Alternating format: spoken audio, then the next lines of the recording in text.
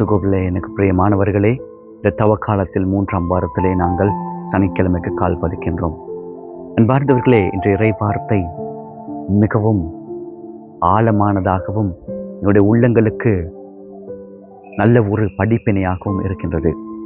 இறைவன் சொல்கிறார், நீர் என்னை விட்டு பிரிந்து சென்றாலும் நீர் வரும் வரைவே நான் பார்த்து கொண்டிருந்தேன், ஆனால் நீ வரவில்லை.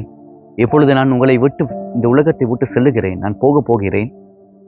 என்றையோர் நாள் நீங்கள் செய்ததை உணர்ந்து கொண்டு என்னை தேடி வரும் வரையில் நான் காத்து கொண்டிருக்கின்றேன் என்று சொல்கிறார்.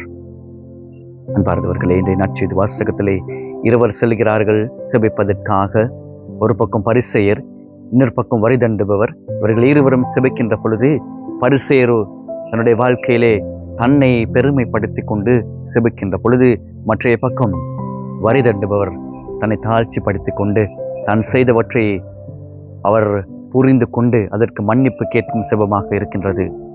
எனவே நாங்கள் இறைவனை விட்டு சென்று பிரிந்து சென்றவர்களாக இருக்கின்ற பொழுது மீண்டும் இறைவனை தேடி வந்து தாழ்ச்சியோடு நாங்கள் செபிக்கின்ற பொழுது எங்களுடைய நாங்கள் செய்தவற்றை பிழைகளை நாங்கள் இறைவனுக்கு எதிராக கட்டிக்கொண்ட பாவங்களை அறிக்கையிட்டு தாழ்ச்சியை மனப்பான்மையோடு சொல்லுகின்ற பொழுது, அன்பார்ந்தவர்களே, எங்களை கடவுள் ஆசீர்வதிக்கின்ற தெய்வமாக இருக்கின்றார். எனவே அப்படியானால் இறைவனை விட்டு பிரிந்து சென்ற நீங்களும் நானும் மீண்டும் இறைவனை தேடி வருகின்ற பொழுது அவர் பார்த்து கொண்டிருக்கின்றார்.